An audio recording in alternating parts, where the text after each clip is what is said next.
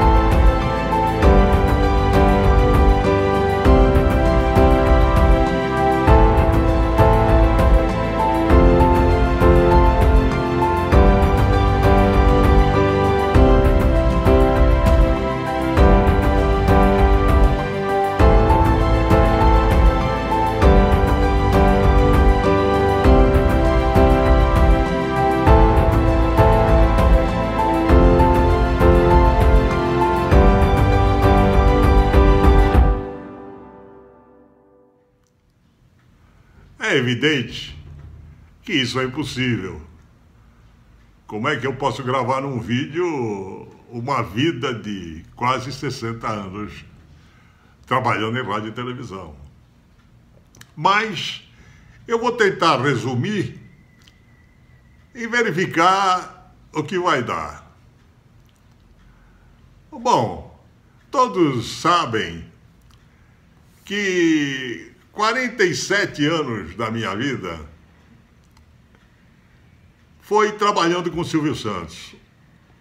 As pessoas me conhecem porque eu sempre formei, de uma certa maneira, uma dupla com Silvio Santos no rádio e na televisão. Muita gente pergunta para mim, mas o Silvio Santos, como foi que tudo começou? Eu então vou responder a essas perguntas, até porque de vez em quando a imprensa, até que talvez eu seja mais antigo do que as pessoas que me perguntam, a imprensa não sabe. E como tudo isso começou com o Luciano e o Silvio Santos há alguns anos atrás. Na verdade, eu comecei minha carreira na Rádio Excelsior de São Paulo, na rua 24 de Maio, 250. Ele era uma pessoa muito querida. Tinha muita amizade lá na rádio. Bem, foi bons momentos estando com ele. E também outros funcionários também da Rádio Excelsior. Bons tempos. Eu fui office boy ali durante 2 ou 3 anos, aproximadamente. E eu gostei muito, aprendi muitas coisas, conheci muitas pessoas bastante interessantes. Conheci a Maísa, que foi a primeira artista que eu conheci na minha vida. E depois da Rádio Excelsior, eu fui trabalhar na Rádio Nacional de São Paulo, na rua Sebastião Pereira. O Vitor Costa havia comprado a Rádio Excelsior, do Paulo Machado de Carvalho, e transferiu a Rádio Excelsior, funcionários da Rádio Excelsior, para a Rádio Nacional. E entre eles estava lá o meu nome, Luciano Calegari. Olá, meu amigo Luciano. Um grande abraço a você em primeiro lugar. Em segundo, eu queria dizer que o Luciano é um profissional altamente qualificado. Conheci o Luciano nos anos 70, pessoalmente. Já o conhecia, inclusive, pelo trabalho que fazia na Rádio Nacional de São Paulo. À época, junto com o programa Silvio Santos. Quando o Silvio associou-se à minha família no Grupo Record, o Luciano veio estar conosco, sempre partícipe, sempre amigo, sempre leal, sempre companheiro. Jamais poderia me esquecer da amizade com o Luciano Calegari. Lembro, inclusive, que seu filho trabalhou uma temporada dentro do próprio Grupo Record. Então é um prazer muito grande poder falar consigo, Luciano, e desejar muita saúde, muitas felicidades, muitas alegrias. Nós continuamos aqui numa quarentena no interior de São Paulo, mas sem muita alternativa, porque este vírus é terrível e a gente precisa efetivamente se cuidar. Cuide-se, meu amigo Luciano, um grande e forte abraço. Obrigado. Aí eu cheguei na Rádio Nacional. Quem eu conheci? Silvio Santos. Silvio Santos era locutor comercial do programa Manuel de Nóbrega de rádio. Esse programa do Nóbrega de rádio era transmitido de um auditório muito bonito para 300 pessoas, um palco muito grande, e o Nóbrega apresentava várias atrações todos os dias, e era um sucesso de audiência. Aliás, o Nóbrega era o campeão das audiências do rádio de São Paulo. E uma coisa que me chamou muito a atenção, logo que eu cheguei na Rádio Nacional, foi que eu vi o Nóbrega brincando com o Silvio, quando o Silvio lia o texto de locutor, e ficava muito vermelho. Quem conhece o Silvio sabe que ele é branco, né? Ele é branco. Mas quando ele ia ler o texto, ele ficava vermelho. Parecia que ele se envergonhava, alguma coisa parecida. E o Nóbrega se aproveitava disso e ficava dando voltinha no Silvio, fazia careta e tal, tirando o maior sarro do Silvio, e o Silvio cada vez mais vermelho. E isso ocorria praticamente todos os dias. Até que um dia o Nóbrega começou a chamar o Silvio do Peru que Fala. Aí era Peru que Fala, agora com vocês Peru que Fala, e isso passou a ser um normal dentro do programa Manuel de Nóbrega. Tinha dois locutores, tinha lá o Francisco Renato Duarte e o Silvio Santos, que era o Peru que Fala. Depois de algum tempo, o Silvio aproveitou esse Peru que Fala e montou uma caravana que ia dar shows nos circos de São Paulo. São Paulo, naquela época, tinha muitos circos, principalmente no interior de São Paulo. E ele fazia shows na sexta, no sábado e no domingo. E no domingo ele fazia 2 shows. Ele era um trator para trabalhar, levava com ele umas 10, 11 atrações. Humberto Simões era um ventríloco, Zé da Macaca, o Barnabé, Inhá Barbina, Solon Salles, que era o cantor, José Lopes, que era o outro cantor, e uma rumbeira que era inacreditável, linda, moça, jovem, era incrível. Eu acho que era ela que lotava o circo. Então, o Silvio começou a ficar conhecido e os shows que ele fazia nos circos abarrotavam. E com o passar do tempo, a televisão paulista, que também passou a ser do Vitor Costa, deu ao Silvio um horário para ele fazer um programa de televisão. Então o Silvio bolou lá uma ideia muito comum, que até as crianças brincavam disso antigamente, que vamos brincar de forca. Ele fez uma adaptação dessa brincadeira para televisão, ficou sensacional. O programa foi um sucesso, ficou no ar quase 2 anos, com muito sucesso. E o Silvio, cada dia, ia ficando cada vez mais conhecido, Silvio Santos. E eu comecei a trabalhar com ele, cuidando das pessoas da caravana do Peru que Fala, porque ele não tinha mais tempo de pagar o salário dessas pessoas, dar vale, dar atenção para essas pessoas. Então, eu cuidava disso. Qualquer problema que tinha na caravana, ele mandava falar comigo. Esse foi o primeiro trabalho que eu fiz com o Silvio. E o segundo foi o Vamos Brincar de Forca, que quem fazia esse programa era eu e ele, só, mais nada. O Manuel de Nóbrega tinha uma empresa onde ele entregava no final do ano cestas de brinquedo. Eu sei que as pessoas compravam um bilhete e concorriam a prêmios durante os meses, não sei qual era a forma, mas ele tinha um sócio.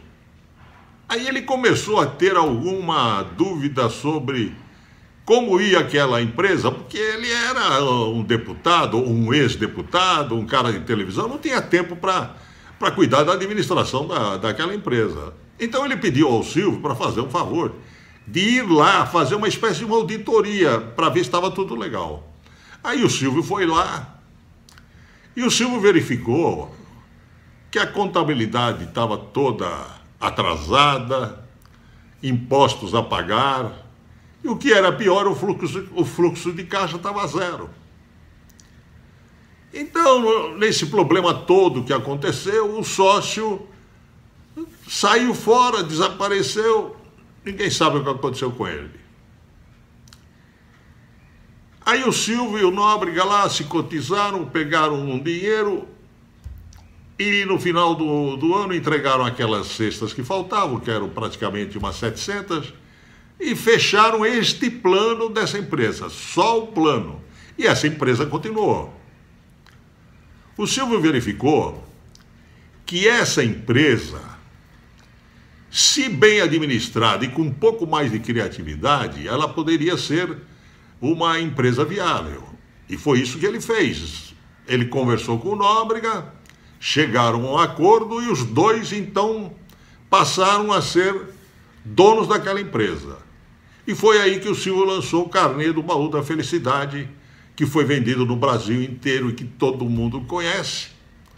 É uma força de expressão, mas foi um estouro, porque ele não dava conta de entregar carnê, de tanta gente interessada em ter o carnê, porque era um plano muito interessante.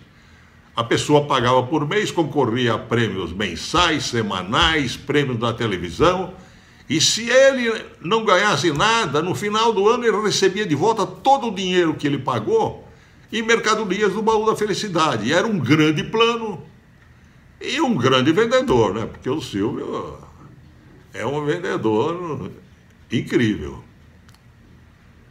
E aí o Silvio foi crescendo, cresceu bastante. E aí a TV Paulista deu outro programa para ele fazer nas quintas-feiras às 10 horas da noite, que era Pra Ganhar é Só Rodar, que era um programa dirigido aos compradores do carnê. Eram 5 peões, em cada peão iam os escudos dos times de futebol, e as pessoas sorteadas que compravam o carnê dele iam lá e giravam aqueles peões e tal, e ganhavam mais prêmios, dependendo do resultado dos peões, evidentemente. E eu também auxiliava o Silvio nesse programa. Já eram 3 coisas à parte que eu fazia. Não saí da Rádio Nacional, continuei na Rádio Nacional, gostava muito da Rádio Nacional. A minha sala ficava bem no fundo do auditório, que me dava a possibilidade de assistir os grandes nomes da música popular brasileira da época, porque o Vitor Costa se estava investindo. Então, eu conheci muitos artistas daquela época, Agostinho dos Santos, Carmélia Alves, enfim, eu não vou lembrar do nome deles agora, Elisete Cardoso e tal, conheci todos. Conheci Edith Piaf, que fez uma apresentação na Rádio Nacional, conheci a Marta Rocha, enfim, muitos outros que vieram, eu fiquei conhecendo. Então, para mim, aquilo foi muito importante, né? É importante. Seu pai, que eu não esqueço da figura dele nas calçadas da Sebastião Pereira, carregando caixa para baixo, para cima, cenário, equipamento, Fala para ele que eu não esqueço ele suando a camisa pela TVS, a TV Sacrifício. Fala para ele que eu acompanhei toda a carreira de sucesso dele como administrador, diretor artístico e tudo. Luciano Calegari, fala para o seu filho que o pai dele é vencedor. Você assistir de perto, assistir o ensaio, às vezes comunicar-se com essas pessoas. Aí o Vitor Costa verificou que a Rádio Nacional, onde estava, ali na Rua Sebastião Pereira, estava muito pequena para aquilo que ele imaginava. Então o que ele fez? Ele comprou um prédio na Rua das Palmeiras de 8 andares e em frente ele comprou também um outro prédio que na verdade tinha uma entrada muito grande, 30 metros de comprimento por 55 de fundo e ainda uma sobreloja, para que ele pudesse fazer aquilo que ele tinha em mente. Mas infelizmente, depois dele ter feito isso, talvez um ano depois, ou um pouco menos, ele faleceu. Quando ele faleceu, a família resolveu vender a organização Vitor Costa. E aí o Roberto Marinho comprou a organização Vitor Costa. A Globo comprou. Então, o que a Globo fez? A primeira coisa que a Globo fez foi trocar o nome de Rádio Nacional para Rádio Globo. Aí o Nóbrega já tinha saído há algum tempo, não continuou mais, parou. Aí o Silvio assumiu o programa Manuel de Nóbrega, passou a se chamar Programa Silvio Santos na rádio, sem auditório. Então, era a Rádio Globo e o Silvio Santos, a meio-dia, fazia o programa dele, junto com a Maria Helena. E eu, quando passei para lá, para esse prédio da Rua das Palmeiras, eu comecei a trabalhar com Paulo de Gramont e Walter Foster. Paulo de Gramont era o diretor de produção e o Walter Foster era o diretor artístico. Paulo de Gramont me ensinou tudo o que eu não sabia de televisão. Ele foi um grande cara, eu aprendi muito de televisão, muito. E o Walter Foster era uma figura incrível, era o diretor de programação, ele que programava a TV Paulista, toda a programação era por conta dele. E a Hebe Camargo era contratada da TV Paulista. E naquela época, eu me lembro que ela fez um programa chamado Hebe Sinais de Simpatia, que ficou no ar há algum tempo. Depois fez Maioso em Passarela. E depois fez Calouros Cristal. Esse programa Calouros Cristal, eu produzia junto com ela. Eu fiquei muito amigo da Hebe nesse tempo, mas muito, muito, muito. Ela era muito legal, a gente se dava muito bem. E eu, o Gramont, ela e o Foster dávamos muita risada e tal. Era muito divertido. Antes da Hebe fazer esse programa, eu trabalhei com o Ari Barroso fazendo o mesmo programa, Calouros Cristal, só que era o Ari Barroso. O famoso Ari Barroso, né? Só que ele era meio, eu não vou dizer chato, ele não gostava de vir para São Paulo, porque ele tinha medo de avião, tinha que pegar ponte aérea, tinha que ficar em hotel, ele não gostava e tal. Até que depois de algumas semanas eu falei, Gramont, ele não quer mais, não tem jeito, ele não quer, ele vem de má vontade. Aí o Gramont tirou o Ari Barroso e aí eu fiquei com a Hebe fazendo Calouros Cristal. E nesse programa, depois de várias e várias semanas, apareceu um calouro. E quem era? Era o Raul Gil. Raul Gil entrou no programa e deu um show. E foi muito aplaudido, foi um show, todo mundo comentou, até a mídia no dia seguinte comentou. em virtude da apresentação dele, que foi magnífica. Eu acredito que depois dessa apresentação do Raul Gil, nesse programa, é que ele deu início à carreira de cantor. E depois, todo mundo sabe, apresentador e tal, e ele é um sucesso que todo mundo sabe, né? Passou por todas as emissoras brasileiras e ainda continua fazendo sucesso.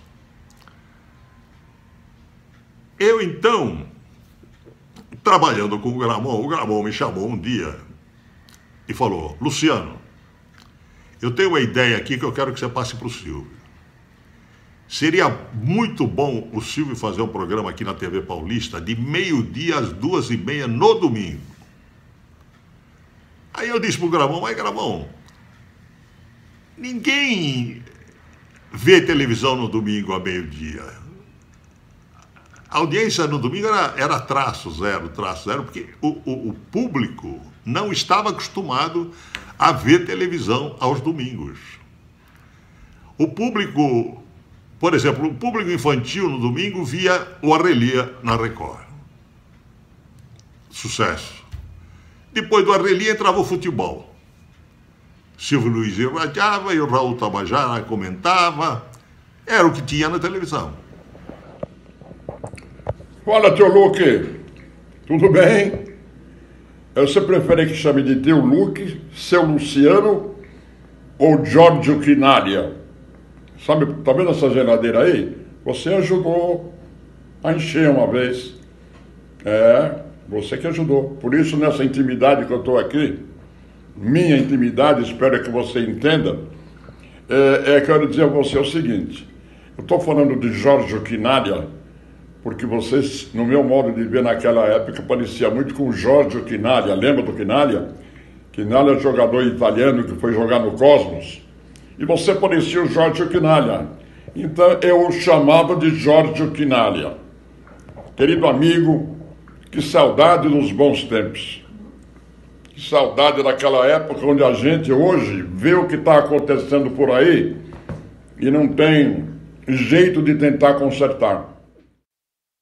Não havia hábito de se ver televisão no domingo. Eu falei com o Gramont, aí o Gramont falou: mas fala com o Silvio. Aí eu cheguei lá no Silvio, tal, num intervalo lá do programa que ele fazia. Eu falei: Silvio, o Gramont mandou oferecer para você um horário da meio-dia às 2h30 no domingo. Aí o Silvio repetiu as mesmas palavras que eu repeti para o Gramont: mas quem vai ver? Ninguém vê, não há hábito, tal. Mas eu falei para ele: de qualquer maneira, Silvio, não dê uma resposta hoje. Pense um pouco, porque tudo tem seu começo. Sabe lá o que pode acontecer? É dito e feito. 2 dias depois, ele me chamou e falou: Luciano, vamos lá falar com o Gramont. Fomos lá, sentamos para falar com o Gramont e foi acertado. O Silvio aceitou fazer o programa de meio-dia às 2h30 no domingo. A Globo entrava com toda a parte técnica e nós entrávamos com toda a parte artística. E aí teve início o programa Silvio Santos. Só que o Silvio exigiu do Gramont que eu o ajudasse a fazer o programa Silvio Santos. Mas logo depois disso, o Silvio me chamou. Pela 4ª vez ele me convidou: vem trabalhar comigo. O que você vai ser aí? Você vai ser gerentão. Gerentão. Eu falei: Silvio, olha, eu gosto de você, eu gostaria de vir trabalhar com você, mas você está me oferecendo muito pouco. Eu não posso sair da Rádio Nacional, que estou há muitos anos, e que estou muito bem, para vir trabalhar com você por 10% a mais. Não tem condições. Me faz aí uma proposta melhor e eu venho. Não tenho nada contra você. Aí ele estava naqueles dias de otimismo exagerado e ele me jogou um salário 40% a mais do que eu ganhava na TV Paulista. Aí eu falei: Silvio, você está falando sério? Porque ele era muito godador, né? Eu falei: você está falando sério? Ele falou: eu estou falando sério. Eu te pago isso se você vier trabalhar comigo. Aí eu falei, Maria Helena, que era locutora, eu falei, você está de prova, hein? Eu vou lá pedir demissão para o Gramont agora. Foi o que eu fiz, atravessei a rua, falei, Gramont, olha, eu vou trabalhar com o Silvio, porque ele me fez uma proposta irrecusável, e eu não posso deixar de aceitar. Você me desculpe, eu devo tudo a você e tal, mas o que ele me fez, essa proposta que ele me fez é muito boa. Aí o Gramont ficou louco, esbravejou e tal. Depois ele se acalmou, encostou, falou, Silvio, Luciano, olha, pensando bem, é melhor você aceitar mesmo, porque as coisas aqui não estão muito boas e tal. Eu acho que você deve aceitar. Ele já estava imaginando que o Roberto Marinho comprando a organização Vitor Costa, é evidente que ele ia trazer o pessoal do Rio para assumir os postos principais da emissora. Então eu atravessei a rua e falei, Silvio, sou teu funcionário a partir de amanhã. E foi assim que eu comecei a trabalhar com o Silvio. Exatamente na semana que ele aceitou em fazer o programa Silvio Santos na TV Paulista a partir da meio-dia até as 2h30. Se eu fosse o Silvio Santos, eu ergueria uma estátua monumental lá nos estúdios do SBT, em homenagem ao Luciano Calegari. Eu represento o grupo de profissionais de televisão que não tiveram o privilégio de trabalhar diretamente com o Luciano Calegari. Eu acompanhei de perto, sempre com admiração, a trajetória admirável do Luciano. Ele é o que se pode chamar de um bicho de TV, um animal de TV. Nasceu para fazer isso. E teve uma participação formidável na modernização e no desenvolvimento da TV no Brasil. Em todo tipo de programa, né? Ele é o tipo de pessoa que entende de televisão completamente. Nenhum formato o intimida e ele é capaz de dominar todos.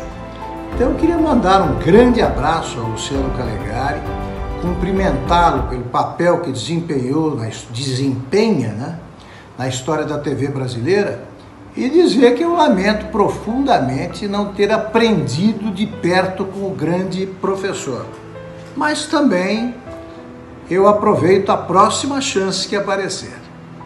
Tá? Ninguém merecia ficar fora de algum programa dirigido pelo Luciano Calegari. Eu, infelizmente, não tive essa oportunidade, repito, mas espero ter. Olá, Luciano, que prazer participar desse clipe que a tua família pediu, por dois motivos. Primeiro, pela pessoa que você é. Tive a felicidade de conviver com você há 11 anos, e nos momentos informais, no almoço, no evento, sempre você era uma pessoa que falava reto, divertida, olho no olho. A tua risada, pra você ter uma ideia, até hoje eu tenho ela na minha memória, bem de um italiano, né? Segundo, não preciso falar muito do teu lado profissional, uma pessoa que começa do zero, chegar ao topo, no último degrau de uma TV, poucas pessoas na história da televisão brasileira têm isso no currículo. Qualquer livro que se escreva das pessoas que trabalharam atrás das câmeras, teu nome está lá carimbado, né? E eu me lembro de uma característica muito forte sua e marcante. Numa reunião, quando se trocava uma ideia com você para tomar uma decisão, ver que rumo tomar, você escutava, falava, trocava uma ideia, uma vez que acreditava, batia o martelo e falava, faça. Sem muita burocracia, sem muito controle, obviamente dentro do orçamento, respeitando os custos, mas dava confiança para a equipe, porque com a tua atitude proativa, as pessoas eram proativas, fazia a roda girar e as coisas aconteciam, coisa que, infelizmente, num país que tem uma tendência à burocracia, tudo é muito na rédea e as coisas não andam. Então eu tive sorte 2 vezes com você. Para finalizar, quero agradecer a família pela oportunidade de deixar isso registrado para o meu amigo Luciano, que eu sinto saudades, e falar que vocês são os mais sortudos, porque tiveram a oportunidade de conviver muito mais tempo com o Luciano. Então, um beijo para você, Luciano, muito obrigado por tudo, espero te ver em breve, e para a família. Espero que tenha ficado bom, tenha curtido minha mensagem singela e sincera. Um beijo para vocês todos. Tchau. Vou até para falar com você, vou até tirar aqui esse protetor aqui que eu tenho que usar, né? Mas você é uma pessoa muito querida. O Luciano Calegari, para quem não sabe, é a pessoa que foi meu primeiro superintendente, diretor, uma figura muito querida e que sempre me deu muitas ajudas assertivas, né? Puxa vida, a minha vida começou na Rede TV, na Bandeirantes, depois Rede TV, SBT, e o Luciano Calegari, quando me contratou, me desejou sorte, e quando teve que me demitir, ele sentiu mais do que eu. Então, Luciano, eu queria dizer para você que você é uma figura muito especial, eu aprendi muito com você. Uma das coisas que eu aprendi com você foi a maneira como você consegue conversar com os seus funcionários, com os seus diretores, seus gerentes, essa assertividade que você tem. Então eu te agradeço demais, estou com saudade de você e eu vou te dizer sem o menor constrangimento, eu estou há quase 40 anos no ar e desses 40 anos você é um dos 3 principais articuladores da minha história. Eu devo muito a você, obrigado pelo carinho, pela atenção, que Deus te proteja e que muitos Lucianos Calegares continuem pela história da televisão brasileira e pela minha história. Um beijo, querido, te amo.